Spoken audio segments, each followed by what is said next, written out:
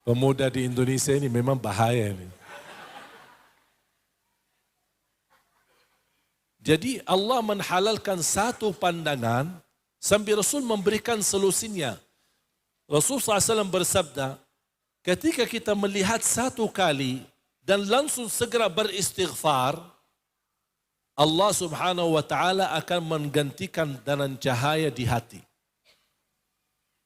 Akhirnya semakin lama semakin merasa kenikmatan di hati kita.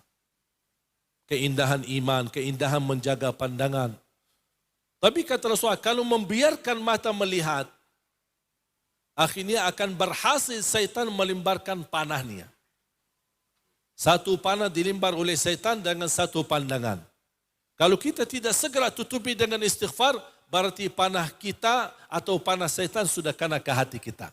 Lama kelamaan titik hitam, terlalu banyak titik hitamnya, akhirnya kita merasa keberatan terbangun salat tahajud malam hari. Ada seorang bertanya Al-Imam Al-Fudail bin Iyad. Ada riwayat Imam Al-Hasan Al-Basri. Aku dulu biasa suka tahajud, suka salat malam. Tapi tiba-tiba aku merasa berat. Kalau mau bangun susah. Padahal sudah saya siapkan diri untuk membangun malam hari. Apa sebabnya? Aku merasa keberatan bangun. Apa kata Imam Al-Hasan Al-Basri? Kabbalatka dhunubuka wa ma'asik. Terikat dirimu gara-gara dosa dan maksiat. Terpengaruhi dosa maksiat itu.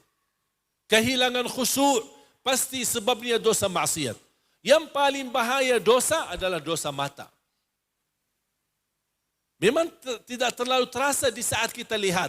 Tapi lama kelamaan hal yang kita pandangi dan kita lihat menjadi sebuah kebiasaan, akhirnya hati kita rusak.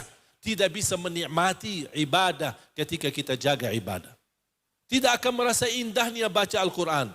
Tidak akan merasa indahnya membaca atau menikmati salat kita. Semuanya berubah. Bahkan merubah akhlak dan sikap orang lain terhadap kita. Itu semuanya gara-gara dosa kita. Sampai ada seorang ulama berkata, saya bisa tahu diri telah berlaku dosa maksiat kalau saya melihat sikap istriku dan anakku berubah terhadap diriku sendiri. Coba bayangkan, kalau dia pulang ke rumah, melihat sikap istrinya berubah dari kebadannya, dia langsung bukan marah sama istrinya, justru dia marah sama dirinya sendiri. Dosa apa yang saya lakukan sampai sikap istri saya rubah? Bahkan ada seorang ulama, dia bisa menangis karena telat takbiratul ihram yang pertama, dia langsung bertanya dirinya, dosa apa yang saya lakukan sampai berubah kebiasaan saya keberatan dan tidak bisa menemukan takbirah pertama bersama imam di masjid. Sedangkan mereka menjaga 40 tahun tidak pernah telat takbirah pertama di masjid bersama imam. Bayangkan jamaah sekalian. Itu menunjukkan apa? Bahaya dosa maksiat. Tapi salah satu rahmat dan karunia dari Allah Subhanahu wa taala, ketika kita berlaku dosa dan maksiat, Allah mempertahankan malaikat penulis dosa maksiat. Jangan tuliskan dulu, sabar. Ini salah satu karunia dari Allah. Mereka tidak tertulis secara langsung. Beda sama malaikat kebaikan. Ketika kita melakukan kebaikan, segera tertulis. Bahkan satu kebaikan menjadi 10 kali lipat. Tapi kalau dosa maksiat, sabar dulu. Allah mengharapkan dan menunggu hambanya beristighfar dan bertaubat. Sampai malam hari, malaikat yang menuliskan dosanya bertanya, ya Allah, apakah kami tulis? Tunggu. Sampai hamba itu tertidur malam hari, sedangkan dia lupa memohon ampun kepada Allah sebab dosanya dan maksiat.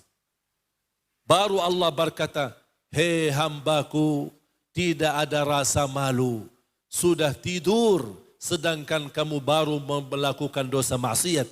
Kalau kamu hanya minta ampunilah, aku akan ampuni dosamu. Baru akan tertulis dosanya.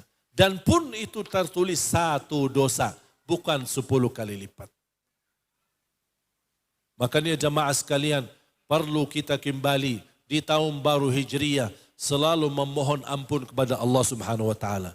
Jangan kita beristighfar karena dosa maksiat kita.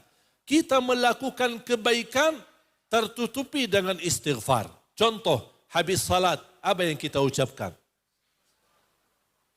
Apakah salat itu dosa maksiat?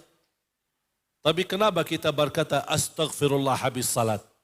Karena inti dari istighfar dan memohon ampun kepada Allah, menunjukkan kepada Allah, ya Allah, walaupun aku salat, tapi masih banyak kekuranganku, banyak kekurangan khusyuk, banyak kekurangan ikhlas. Ya Allah, ampunilah aku. Dan mengucapkan astaghfirullah, astaghfirullah, astaghfirullah. Karena istighfar manfaatnya menutupi kekurangan-kekurangan kita di salat wajib kita.